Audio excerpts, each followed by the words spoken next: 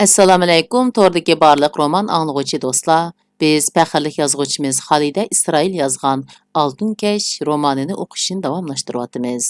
Oldin qismda hadiya bilan Mas'udning to'y qilganligi, bir qiz farzandning bo'lganligi, oddiy bo'lsa ammo ko'ngillik turmush kechirayotganliklarini o'qib o'tgan edik.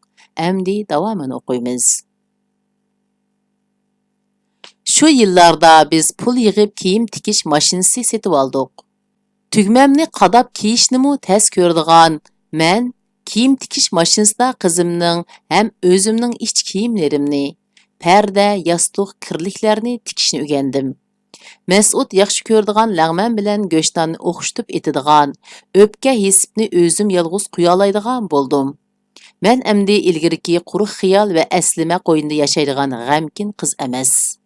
Hayot shodliqlaridan bahramon bo'lib, ma'nilik yashaydigan ayol. Ana ham pishqan o'qituvchi bo'lib qolgan edim. Sinfimning dars o'zlashtirish nisbati yanala viloyat bo'yicha oldingi qatorda edi. 1965-yili men yana viloyat bo'yicha ilg'or o'qituvchi bo'lib taqdirlandim. Yozliq ta'tildan keyin maktabga sotsialistik ta'lim-tarbiya xizmat gruppasi keldi.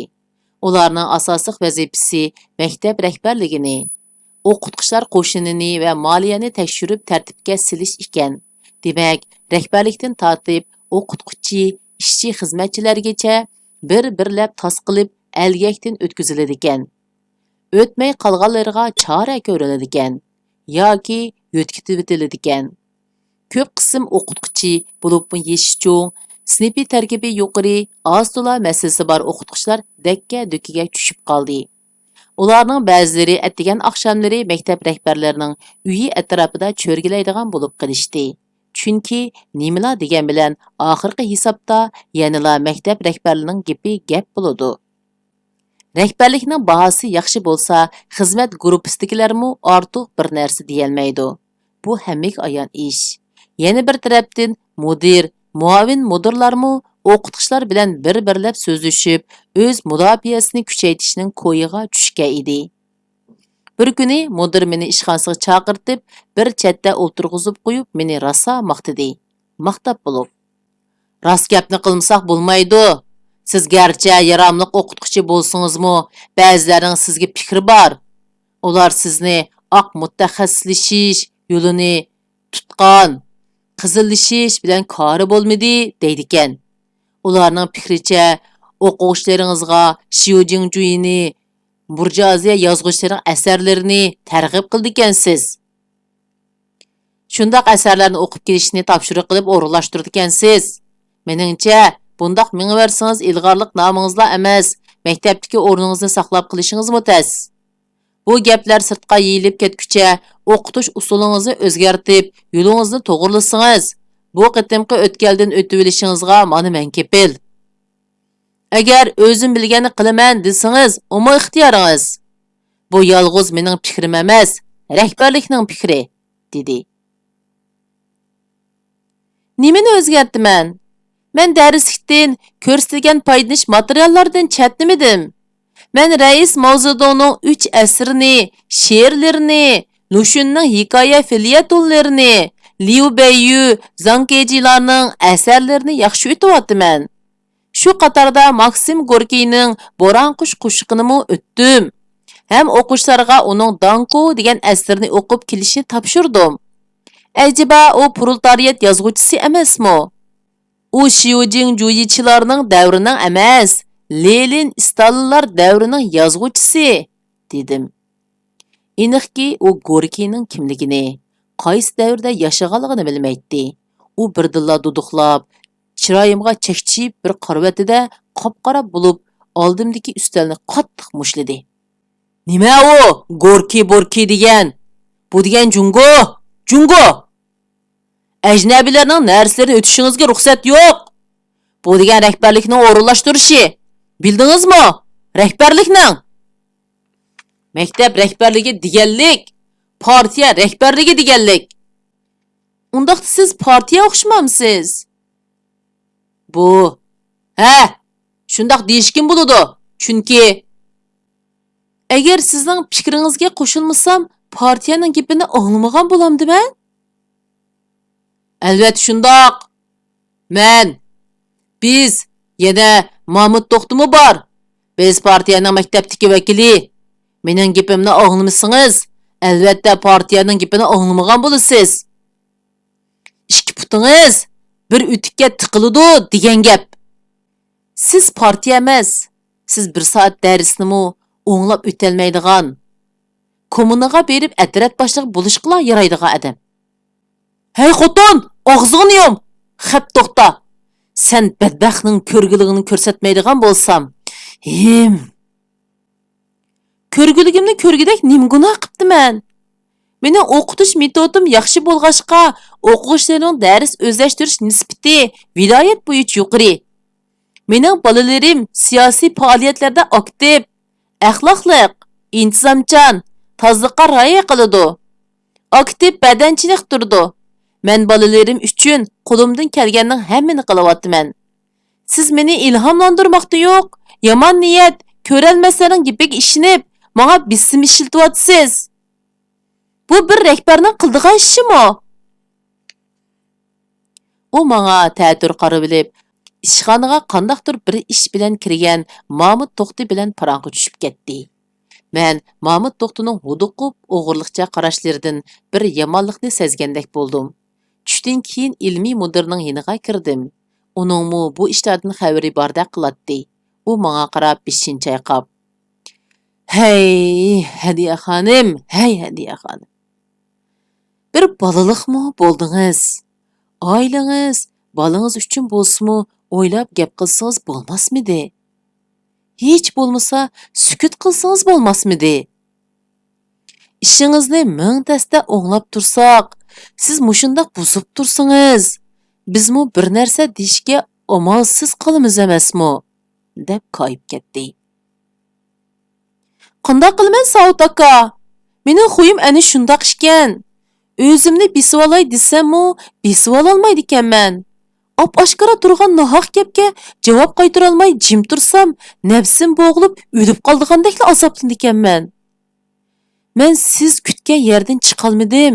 Menda ranjimang," deb ilmiy mudirnimi tashlab uyga qaytib keldim. Mas'udga bo'lgan ishlarni bir-birlab so'zlab bersam u, "Bo'pti endi, ishingni pushurma. Qanday qilatding? Ularning san qo'ygan talabi o'rinsiz. O'zlarini partiyaning o'rniga qo'ygunimi xato. Lekin senmi ba'zi gaplarni og'zim keldi deb daversan. Ilmiy mudir sana kuyinib gap qipti. Lekin rostini aytsam, men sening shundoq gaplaring uchun tunji ko'ribla san oshiq bo'lgan. Bo'pti, ko'p ansirab ketma. O'tgan qitimda seni hech narsa qila olmagan. Balkim bu qitimmi cho'ng ish bo'lmas," dedi. "Meni rostilla maktabdan haydaytarmi? Rost gapingizni qiling, Mas'ud. U menga 2 putoning bir o'tikka tiqilmag'inini ko'ray, dedi emasmi? Agar rostilla xizmatimdan, o'qishlarimdan ayrilib qolsam, qandoq chidorman? Bir kishilik maosh bilan qandoq jon boqarmiz? Hey, Sid, nimishqmi shu gaplarni qilgandiman? Har qancha ochig'im kelgan bo'lsa-mu, so'zlamay jim tursam bo'lmasmidi?" Bo'ldi, ko'p o'ylab ketma. Undaqmi bo'lib ketmaz. Agar undaq bo'lsa-mu kerak yo'q. Pulimizni tejablak ishlatimiz. Olsaqmi, olmasaqmi bo'ladigan narsalarni olmaymiz. Men bugundan tortib tamakini tashlayman. Mas'udning bundaq gaplarini anglagan seri beshim tushib ketyotdi. Uning ustiga yaqindan buyon yana homildor bo'lib qoldimmikin deb gumon qilib yuratdim. Oy ko'rmagili 2 oydan oshdi. Ba'zi tomoqlarni ko'rsam yoki purqini pursam, ko'nglim ilishadigan bo'lib qolgan edi. Agar bu gumonim rost bo'lsa, 4 jon bo'lamiz degan gap. Atsi yakshanba kuni edi. Mas'ud bozorga o'tin setib olg'ili chiqib ketgan. Qozonda lag'manning suyi shingildab turadi. Qizim bushukda uxlayotdi. Men o'choq oldidagi kichik o'rindiqda o'ltirib, mudirdan qandoq apu so'rash, nimalarni deyish ustida boshqa turotdim. Xuddi doskada dars tahlil qilayotgandek, qo'limdagi tayoq bilan yerga pat-pat urib qo'yatdim. İşten kirsem, albatta u manga ta'tir qaraydi. İşim aldirash, vaqtim yo'q, deydi. Hatto meni haydab chiqarib o'tishimi mumkin. Eng yaxshisi uyiga kiray. Oldida bishim silib o'ltirib, hurmatli mudir, o'tganda sizga qo'pollik qilib qo'ydim. Meni afu qilibsiz deyman. Yana, sizning deganlaringiz mutlaq to'g'ri edi. Men o'quvchilarga bo'lgan ta'lim-tarbiyada rostilla qizilishishga ahamiyat berolmadim. O'quvchilarimni Xiu Jingjuyichi, yo'q, burjuaziya, yo'q, ajnabiy. Ajnabilarning asarlarini o'qishga yetakladim.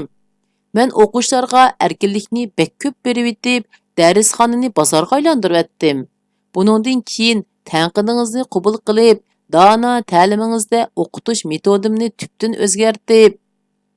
O'ylab, mush yer kelganda ko'z oldim qorong'ulashib, ko'nglim ilishib ketdi.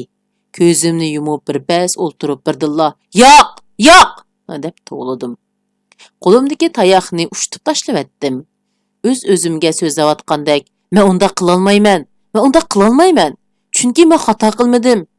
Xato qilayotganlar ular", dedim. Qalbim asta-asta tinishlandi. Ko'z oldim yo'rib ketdi. Men ulardek o'quvchilarga darslikdagi mazmunni o'qib berib, quruq shuar to'lab, jon beqishni xolamayman.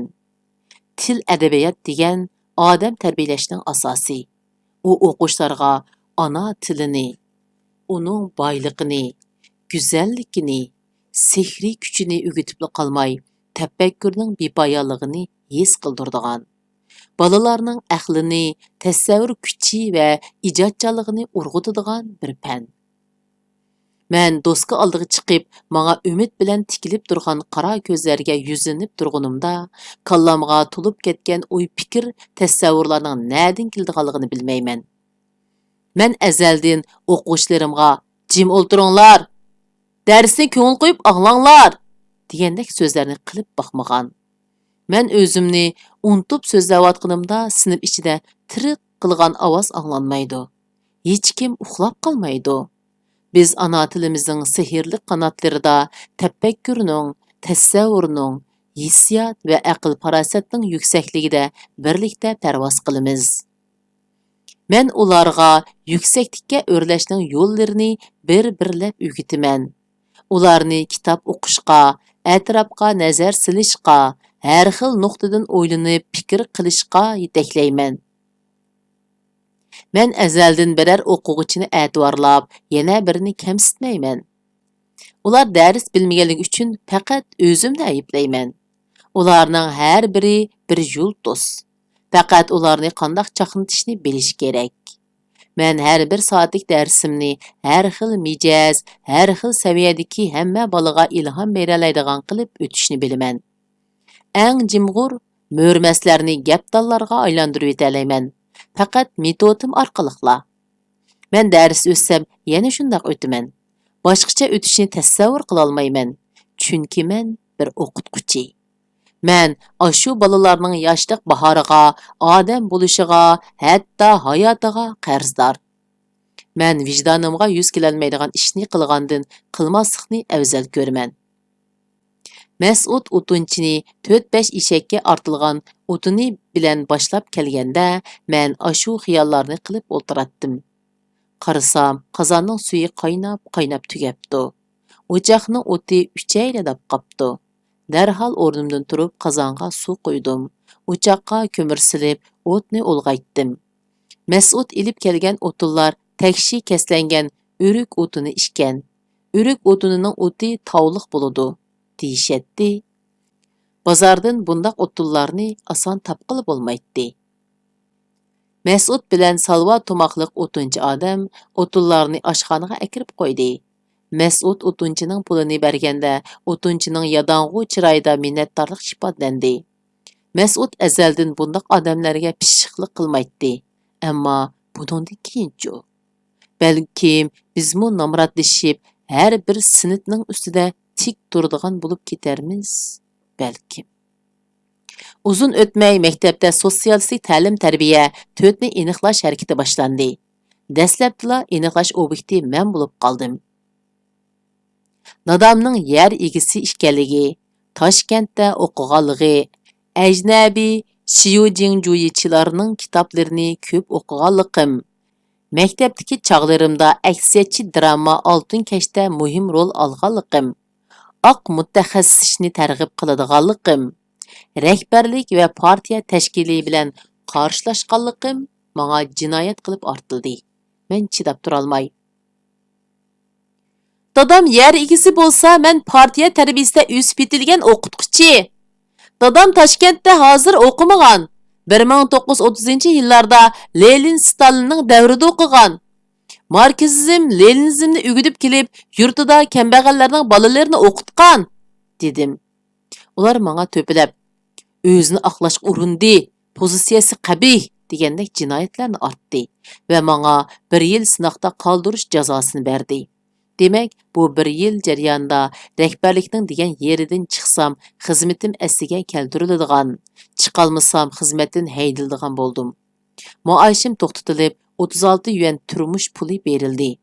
Mudir menga ko'rsatdig'ini ana shundoq ko'rsatdi. Kulkilik yeri, mendek bir oq mutaxassisning adabiyot darsi o'tishim cheklanib, siyosat o'tishga belgilanganligim bo'ldi. Bu oy, bu kunlarda qo'rsqim xeylilar to'mpayib, harakatim og'irlashgan. Sezikligim yeshilmaganlikdan gelimdan tomoq o'tmay, kayfiyatim nacharlashib, urushqoq, yig'lang'u bo'lib qolgan edim. Maktab menga haftasiga 20 necha soatlik dars o'rinlashtirganning ustiga maktab kutubxonasining ishlarimi menga ortilgan edi. Meni yanala bekor qoldi deb xohlagancha emgaklarga mu salatdi. Qursig'imni pompaytib sinib bilan kutubxona orasida, gohida maktab beg'ida, gohi oshxonada paypaslab yuratdim. Sinoqdan o'tilish uchun aktiv ishlab yursammu, nohaqdan nohaq jazolanishim kallamdan faqat o'tmaydi. Cho'ngroq amaldor yoki oz to'la oq qorni biladigan odamlarni uchratsam, ularni oldiga berib, bir ikki rahbarga qarshi turganlik rostilla partiyaga qarshi turganlik bo'lamdi, deb so'raytdim. Ba'zilar meni kolisidan ketibdi deb olmon-talmon o'zlarini chatga ilishatdi. Ba'zilar ancha-muncha tasalli berib, ko'nglimni yasmoqchi bo'ladi. Faqat birla odam. Bir ikki rahbar partiyaga vakillik qila olmaydi. Ularda xatolik bo'lsa qarshi turishga bo'ladi. Ammo bizning sharoitimizda oddiy bir fuqaroning rahbarlikka qarshi turib g'alaba qila olishi bektas, dedi. Bu men anglagan birdan-bir rost gap edi. U odamdan anglagan bu rost gap qalb yaramga malham bo'lgan edi. Kuz oylaridan keyin qishmi o'tib ketdi. 2-martda o'g'lim tug'ildi. Dunyoga yangidan ko'z ochgan yo'g'on bosh, sog'lom o'g'il farzandimiz Mas'ud ikkimizga aytqusiz tasalli bo'ldi. Ichimda odam bu dunyoga ming o'lib, ming tirilib, qirqirab, yig'lab keladi ekan. Bu dunyoda uni baxtdan ko'proq baxtsizlik, jafo mushaqqat kutib turdi ekan. Dunyo insonning yo'liga qurilgan to'zoqlar bilan to'lgan ekan. Mushu palvon sifat o'g'lim keyingi kunlarda nima kunlarni ko'rar, deb o'yladim. Va yaratquchidan o'g'limga keng rizq, tuz yo'l va baxt tiladim.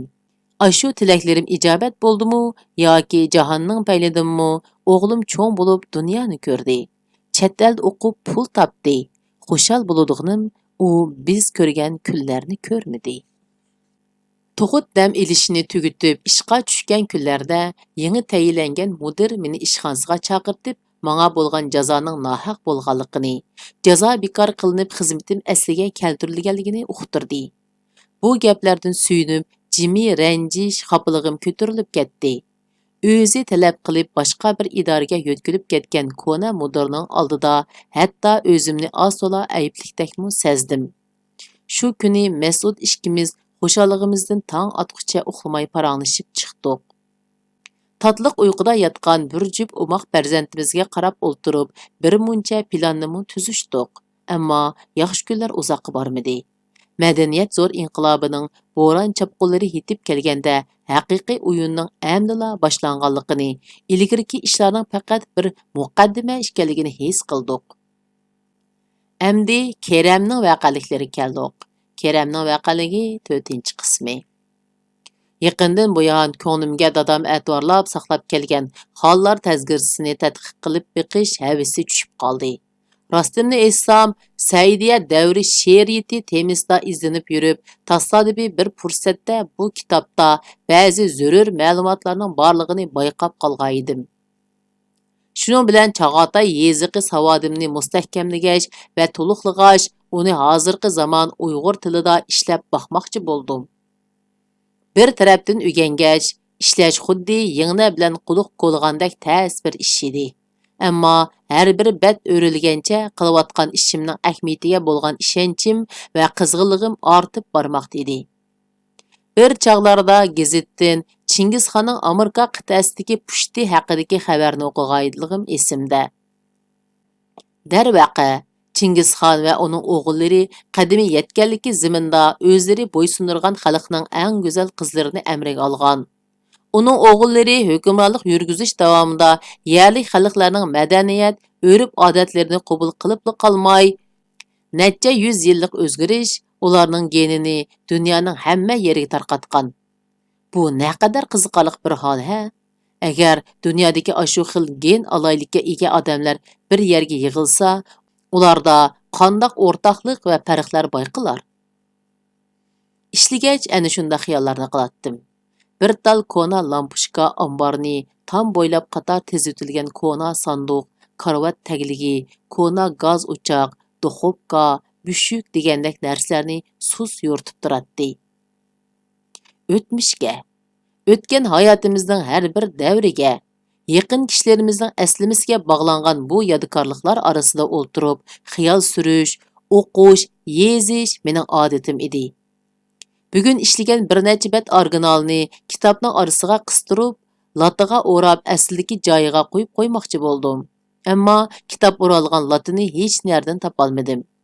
Amalsiz sanduqning burchagida turgan oq latini tortishim bilan uning ichidan bir muncha qo'l yozmalar chuvilib chiqdi. Itti qo'limga oldim. Bular mening ko'p yillar ilgariki oliy maktabda o'qiyotgan chog'larimdagi qo'l yozmalarim edi. Men ularni yo'qolib ketdi deb yuratdim. Qaraganda bularni men e'lon qilinmagan bir qism she'rim bilan qo'shib dadamga berayotgan bo'lsa kerak. Turmadagi vaqtlarimdimi har qatim dadam meni yo'qlab kelsa, u yer bu yerga tiqishtirib saqlab yurgan she'rlarimni bir amallar bilan uningga beratdim. Keyin bu she'rlarning hammasi to'plamlaridan o'rin olgan. Men unutib ketgan bu qo'l yozmalarim bo'lsa, har bir harf, har bir siziqlardan kelmas ketgan ashu yillarning hidini tarqitib, shuncha pokiz, shuncha rangli saqlanib turibdi. Qo'l yozmalarimni varaqlagancha hayajonlandim. Tuyuqsiz bir betning beshida ko'zimga chiliqqan tunush bir mavzu yurak so'qishimni teziltib etdi. Qonlarimning beshimga o'rlayotganligini his qildim. Bütün kuchim bilan o'zimni tutulishga tirishib, cho'nqur nafas oldim. Titrab turgan qo'llarim bilan batlarni ratlab, koni divonga obdarroq joylashib oldim. Quva yo'ritilgan ambar lappangshiginicha ko'zdan g'oyib bo'lib, bolalarcha sodda, tuz, tasvir, sap go'zal tuyg'u bilan yoritilgan o'zgacha bir dunyo meni qo'yniga oldi. Oltunkash 5 pardlik drama. Dramadagi asosli personajlar: Ansarbay, ma'lum yurtning cho'ng biyi, 40-50 yoshlarda, qarboqqa mijozi chus, surlik ko'rinadi. Og'ich xinim, boyning keyingi xotini, 35 yoshlarda, isil kiyinib, pardoz qilib yuriydi. Gapki usta, hiyligar ayol. Zuhra, Ansarbayning qizi, dastlabda 10-11 yoshlarda, keyin 14-15 yoshlarda, ishchan, oq ko'ngil soyib jamol qiz. Kichik o'g'il, Ansarbayning o'g'li, 8 yoshlarda. Xilichxon, Og'ichxonimning ishonchli xizmatkori. Turaxon, Ansarbay oilasining xizmatkori ham harbiy kishi. Soil, 40-50 yoshlardagi qiziqchi chechan odam. Shahzoda, 2 nökər, 2 oq chochliq ayol o'rmonlikda yashaydigan xosiyatlik mo'may. Xo'roz mekanlarning rolini olgan 5-6 bola, 4-5 nafar ayol qo'shna. Birinchi parda ichiladi. Yap-yeshil o't-cho'plar qaplagan, o't-cho'plar orasida yava gullar echilib ketgan poyansiz dala. Dalada otlab yurgan top-top kala qo'ylarning nerisida chepib yurgan uyur-uyur yilqilar. Bir chetda daraxtlar qarayib ko'rindi. Daraxtlarning orasida yezi uylari. Is chiqayotgan turxullar ko'zga chiliqidi. Sahnaning bir tarafida kuloh jandi kiygan bir soil chiqidi.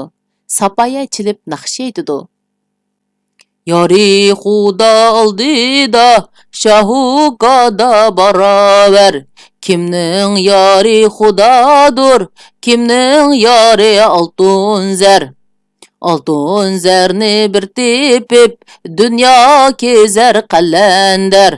Allahu haq ya Allah, haq do'st ya Allah, ya Allah. Sailning oldidan bir to'p qo'yni haydab bir podichi chiqidi. Sail uningdan: "Voy qorim, to'xtasizlar. Sizni haydab ketayotgan bu qo'ylar kimning?" deb so'raydi. "Ansar boyning." "Ovu qo'ylarchu?" "Ansar boyning." "Ya Allah, ya Hazrat, undaq bo'lsa ovu yilqilarchu?" "Kimning bo'ladi? Ansar boyning." Sail tomoshabinlar tarafga qarab peshonasini tutib: "Ya Allah, bu yerdagi hamma narsa Ansar boyning o'xshamamdi?" deydi. Podichi: "To'g'ri dedilar. Bu atrofda Ansar boydek toshqon boy yo'q. Ham uningdek sexiy odam yo'q. Mushu ko'z yetkusiz keng zamin Ansar boyning. Zimindagi hamma boylik Ansar boyning", deydi. Podichining iti sakrab qavashqa boshlaydi. "Hav, hav, Ansar boy, bu atrofda eng cho'ng boy, qursoq to'q, ko'ngil sho'q, panohimiz Ansar boy. Hav, hav, hav." Bo'yniga qo'ng'iroq esilgan qo'zichoq sakrab maraydi. "Ma, o'tning uchi bizningki, suvning suzigi bizningki, ko'k osmonmi bizningki, kangrichilik bu jahon. Ma." Podichi, it, qo'zichoq chiqib ketadi. Yiroqdan to'y ko'chirib kelayotganlarning daqi-dumbaq nag'ma navosi anglanadi. Ovoz yiqilishib, mapa, ot harvilari qatorlashib o'tadi. Sail o'tib ketayotganlarning biridan so'raydi: "Hey qorim, bu to'y kimning to'yi?" "Ansar boyning to'yi. Boy akamiz xotin oldi. Pul deganni to'pidek so'rib boshqa yurtdan o'ylandi." "Boyning xotin yo'qmidi?" "O'lib ketgan, rahmatlik esil mazlum edi. Yotgan yeri jannati bo'lar ilohim. Boy akam bolalarim qiynab qolmasin deb, ishqa pishiq, qo'li totliq deb, tili hasal, dili navot deb tanlab chekib turib oldi. Beshi bosh, oyog'i tosh bo'lib ketgan ilohim." Qalandar: "Shundoq bo'lar ilohim." Nag'ma navo yiroqlashib, 11-12 yoshlardagi bir o'g'il bola bilan qiz bola sahnaga chiqdi. Qiz bola beshiga marjon do'ppa, uchisiga tovar ko'nglak, kimxob jilitki kiygan, chichi ushshoq o'rilgan. O'g'il bolaning beshida badam do'ppa, putida utuk, uchisida to'n, beliga belvoq bo'lgan.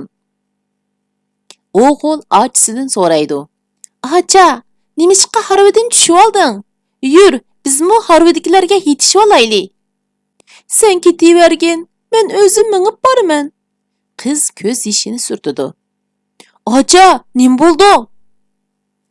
"Onam esim kelib qoldi, ukam. Esingdimi? Onamning kasal yetib bizga qilgan gaplari. Bolalarim, men endi sizlarni tashlab ketadigan bo'ldim. Sizlarni Allohga, undan qolsa dadanglar bilan o'zinglarga topshirdim. Ishkinglar bir-biringlarga ega bo'lib, ayrilmay yashanglar. Beshinglarga kun tushsa, dadanglarning o'ziga aytinglar. Shuni esinglarda ching tutinglar. Bu yurt, uy makon sizlarning. Bu yerdagi hamma boylik, chorva mol sizlarning. Sizlarni hech kim bu yurtdan, bu uydan qo'g'lib o'tolmaydi" degan edi. "Esimda acha, menmu onamni bek sig'indim. Bek. Men bugun asli dadamning yonida o'ltiray degan edim. O'gay onam meni tushirib, o'zining bolalarini yiniq o'ltirg'izib oldi. Xafa bo'lma ukam. Bizning yanada dadimiz bor. Dadimiz bizni qo'g'daydi. Menmi seni qo'g'dayman. Har qanday ishqa duch kelsang, menga degan bo'lamdi. Ma'qul acha, yura biz mangayli. Acha ufka qo'l tutishib sahnadan chiqib ketadi. Sail sahnaning oldi tarafiga kelib sirliq alpozda: Qadrli tomoshabinlar, haqa hamda boshlanaganda qiladi. Bu yerda sirliq bir shaxs paydo bo'ldi. U kim? U Ansar boyning yangi og'uchisi. Qani bu bir oila kishilarining keyingi taqdiri qandoq bo'larkin? deydi-da, so'zni tugitib, tomoshabinlarga ko'zni qisib qo'yib, naqshi etqash yo'liga ravon bo'ladi. Men qalandar bandiman, Alloh ya Alloh. Kiydim kulahu jandiman, Alloh ya Alloh. Shunday qilib, bu qitimliq roman o'qishimiz mush yergacha bo'ldi. Kelar qitim ko'rishaylik, xayr xo'sh, Allohga omonat.